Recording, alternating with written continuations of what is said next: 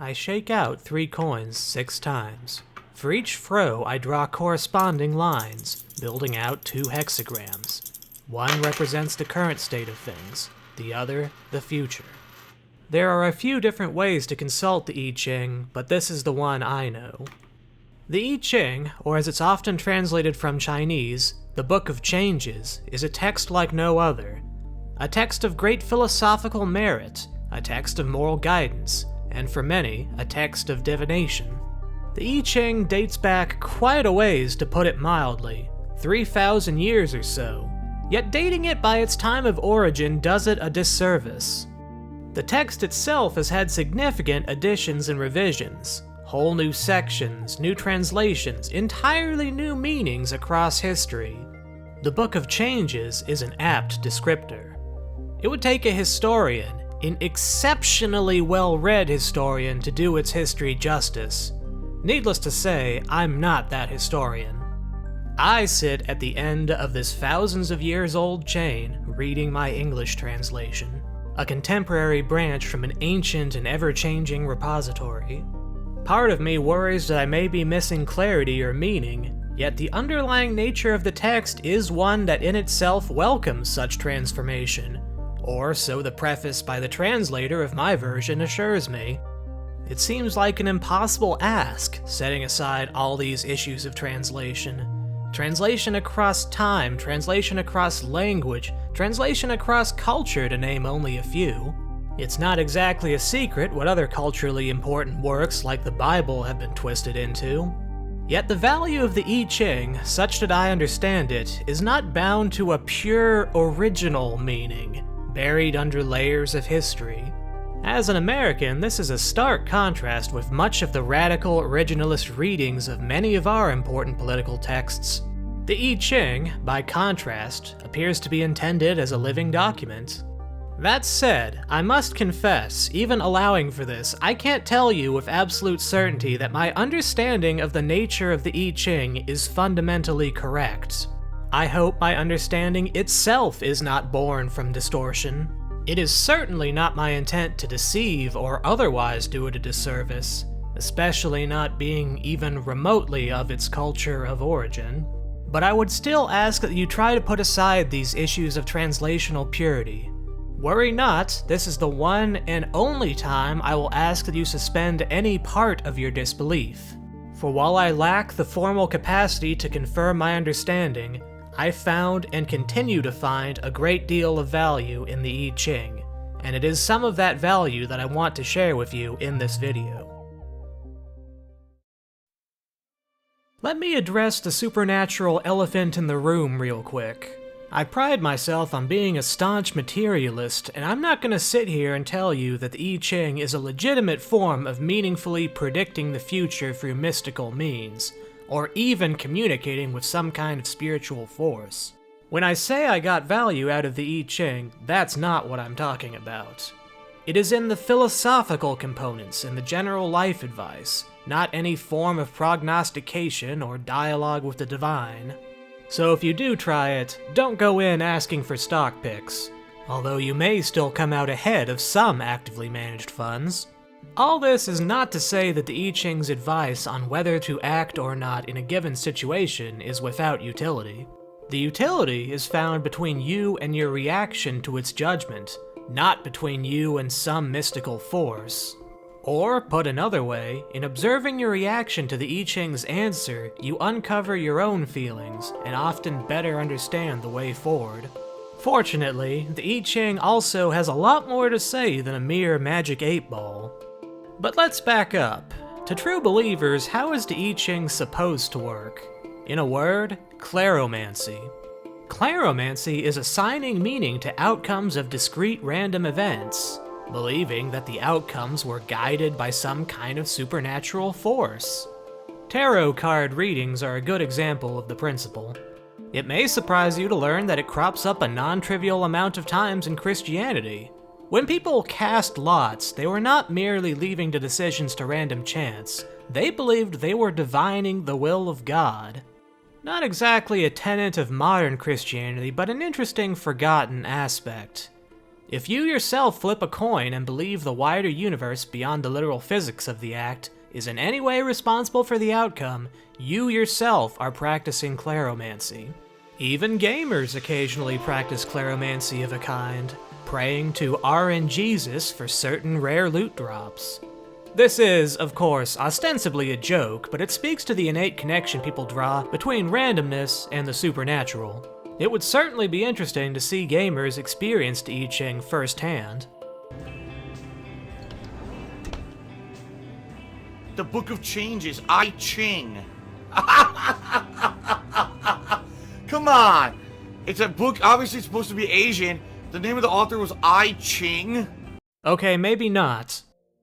Core to experiencing the I Ching are the 64 hexagrams.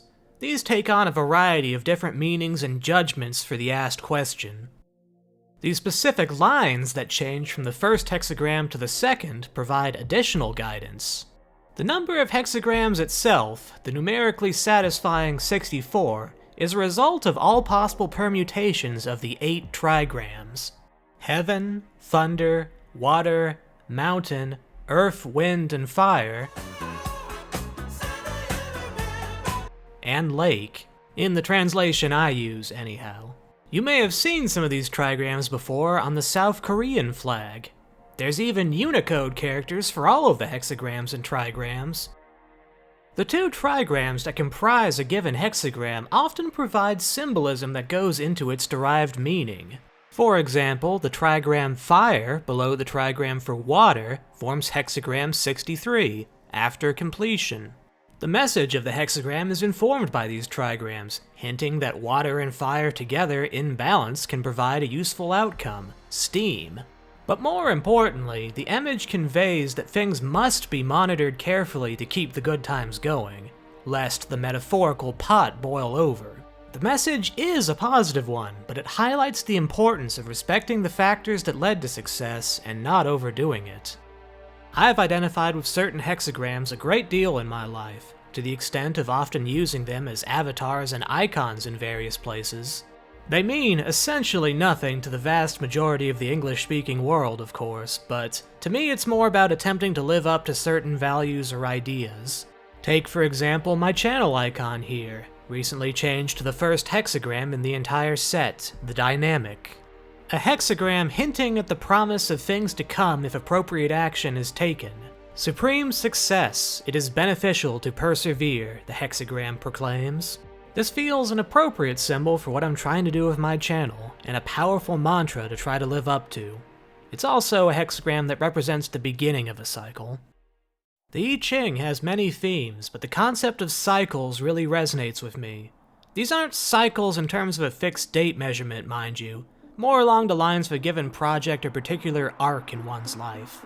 It's a very honest concept, highlighting that even the best of times cannot last forever, that one's life often oscillates between these good and bad periods.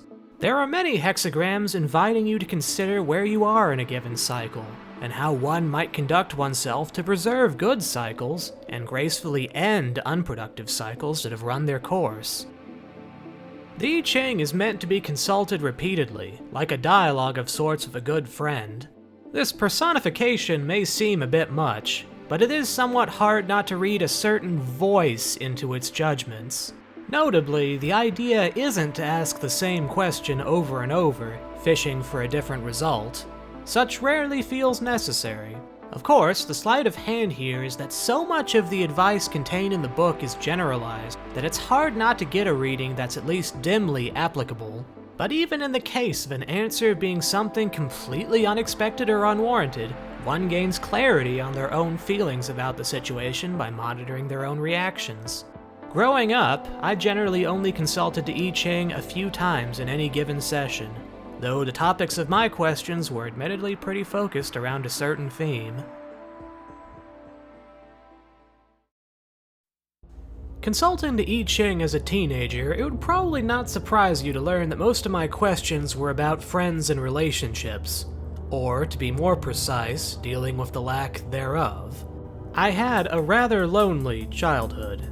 This was in large part due to me being neurodivergent, but also, in all honesty, not the greatest person in middle and high school. I definitely fell into a lot of the edgelord stereotypes of the time. To this day, I wonder how close I came to winding up in a much, much worse place. More to the point, I credit the guidance of the I Ching as one of the things that helped me deal with this terrible teenage angst. There's a surprising amount of wisdom a teenager can get out of the I Ching. Take, for example, the 5th hexagram, waiting. This hexagram stuck with me. Its message was one of waiting from a position of strength, rather than a pained waiting of anxiety. The anxiety here, driven by the idea that I was defective for not having a girlfriend. As many can attest, this can make every interaction with somebody you're interested in feel like your last chance.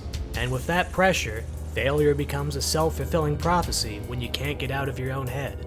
In that context, the message of the hexagram is especially salient. Effectively, stop fretting and work on yourself. One of the best pieces of advice I ever got. An exceptionally obvious lesson to learn in hindsight, but in the maelstrom of one's teenage years, or even one's young adult years, it can be hard to reach that level of self-awareness. I'm certainly not saying that the I Ching is some kind of magic cure-all against inceldom, but there are a lot worse paths in that situation than taking the I Ching pill. I consulted the I Ching a fair bit growing up. The book I used bears a lot of the marks I made, underlining what I felt were the important takeaways. Sometimes I wouldn't even do a full reading. I would flip through the book reading random underlined sections, just trying to get a little guidance quickly. Looking at how much of the book is marked up, I definitely got a lot out of it.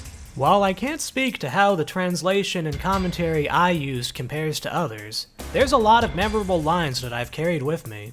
If you see every encounter as evidence of your own inadequacy, you will make yourself inadequate. You must dissolve yourself, the limited vision of who you are that holds you back and prevents you from uniting with others. Anger and hatred merely bind you all the more closely to the negative situation you are trying to escape. If you have anger and hatred in your heart, you become enslaved to the object of your emotions. Then you may torment yourself as effectively as anyone could torment you. Thus, the superior person, when he stands alone, is unafraid, and if he has to renounce the world, he is undaunted. Reducing the philosophy of the I Ching to a set of punchy quotes does it a tremendous disservice, I realize. As mentioned, it's best experienced as a personal dialogue, but I think you get the idea. It felt tremendously empowering reading these kinds of things. The I Ching might not be able to tell the future, but it helped me see one for myself in my darkest times. Some time ago, Jacob Geller, arguably one of the greatest contemporary video essayists on here, put out another banger, Fixing My Brain with Automated Therapy. The video covers a variety of phone apps to purport to improve one's mental health, even going into the history of one of the first programs of that sort, Eliza, coded all the way back in the 60s. It was a very basic algorithm that focused on asking the user questions.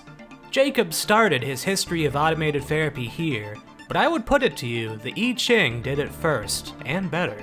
This might sound ridiculous at first, but consider that automation need not only refer to the domain of programming and computer science. In all meaningful respects, the I Ching is the definition of a therapeutic algorithm. While the I Ching's algorithm operates on the principle of random chance, I don't see that as disqualifying in the least, especially when judging its outcomes compared to those of more contemporary algorithms. If anything, I would argue it's this inherent randomness that can provoke far more enlightening emotional reactions and introspections than the more sterile contemporary algorithms. Of course, a large part of how the algorithm of the I Ching works so well is that you, the person consulting it, puts in the work to consider the question and response. Or, more specifically, in being invited to look for meaning, more often than not, you will find some, even if it's not necessarily on the topic you are asking about. It's not entirely unlike the rubber duck method of debugging a program, another kind of useful dialogue algorithm. A programmer describes their code verbally, line by line to the duck, and in doing so, they often discover their logical mistakes. Don't bother asking the duck for help with syntax errors, of course. In a way, the I Ching offers the emotional equivalent of this kind of dialogue, only with the added benefit of general guidance in each response. All this is not to say that there are no versions of the I Ching that utilize modern technology. There are many code implementations, and plenty of websites you can do readings on, yet using these digital methods leaves me feeling strangely empty, relative to using the thrown coins method. Intellectually, I know it shouldn't matter. It's the same random number generation, yet somehow it feels wrong. As if you physically holding the coins in your hand imbues it more meaning. Maybe I believe in the mystical side of it more than I'd like to admit. Now, on the note of talking algorithms, I'd be remiss if I didn't briefly touch on the one in all the headlines these days, ChatGPT and others of its sort. It's worth pointing out to those calling it AI that these algorithms are a long, long way from anything approaching artificial intelligence in any meaningful way. Don't buy into that part of the hype. That said, unlike most Web3 labeled technologies, this one actually has some pretty significant implications. I've used it at work a few times already for some basic methods, and people's concerns are warranted. I even asked ChatGPT to compare and contrast itself with the I Ching, and it produced this response. Which, honestly, it's a fairly solid answer, although it is a little surprising ChatGPT describes the method it uses to arrive at its answers as divining. Even still, not bad for the free, already old version of ChatGPT. One does wonder what these algorithms will look like down the line, especially for the purposes of therapeutic treatment. It's hard not to imagine people talking to them more and more for a variety of reasons, treating them as confidants of all kinds.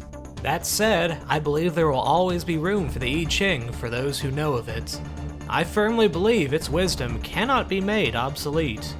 Although I will say it would be interesting to see if the trends of our age change it, as it has been changed many times before.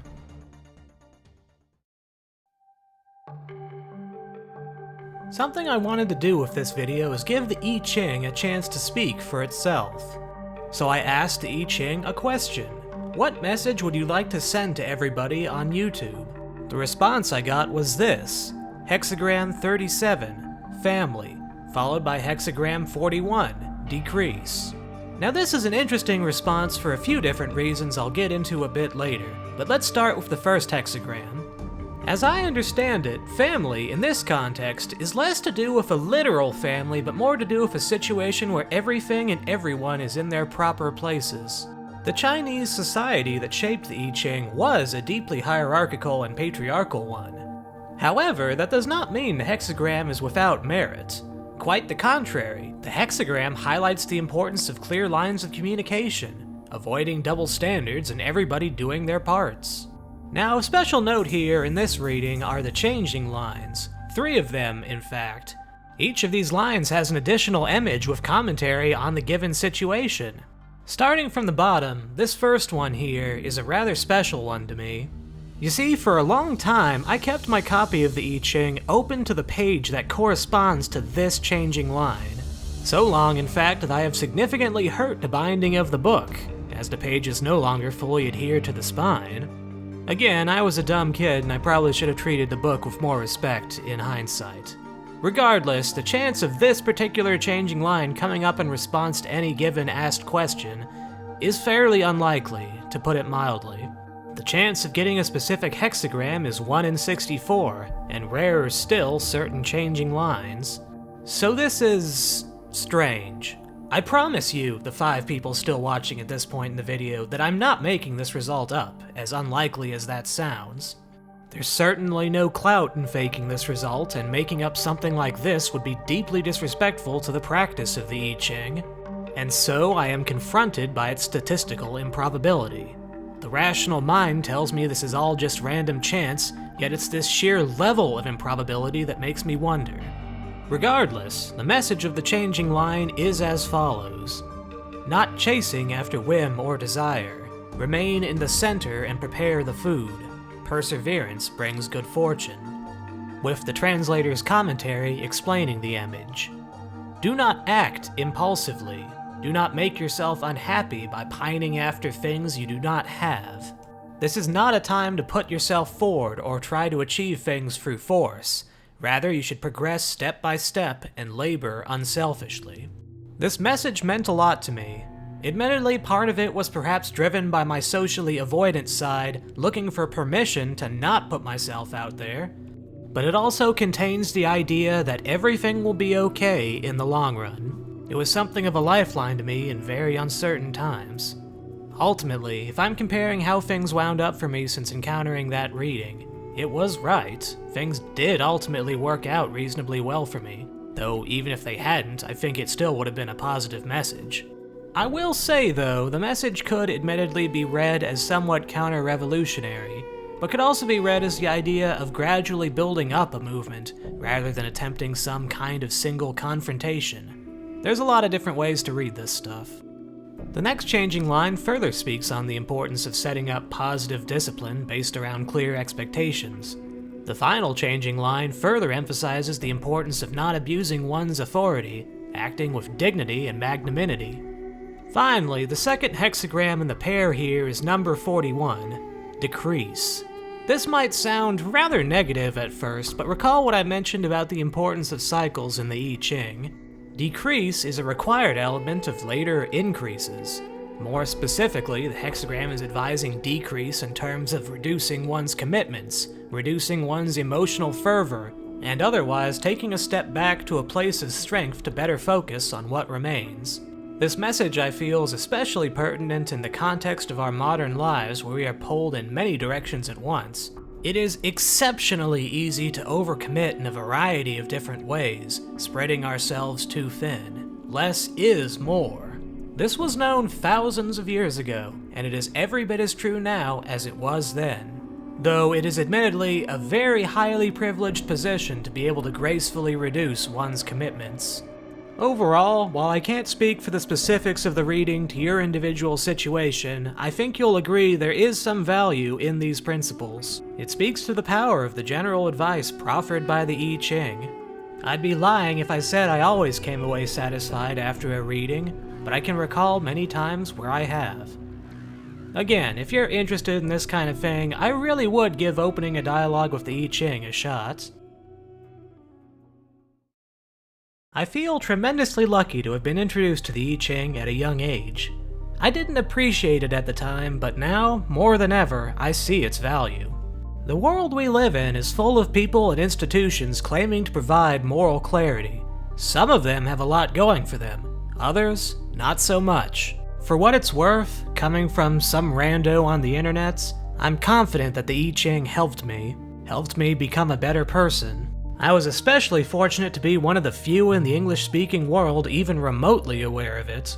It is in that spirit that I made this video, hoping that the I Ching may provide you similarly useful guidance should you choose to seek it. For while it has its supernatural elements, allegedly communicating with any number of different universal forces, belief in any of that is ultimately irrelevant. It is a useful set of principles, accessed randomly, above all else. A sincere thank you for watching this whole video. This was a hard one for a variety of reasons. If you really liked it, please subscribe. And if you yourself have gotten value from the I Ching, I'd love to hear about it in the comments.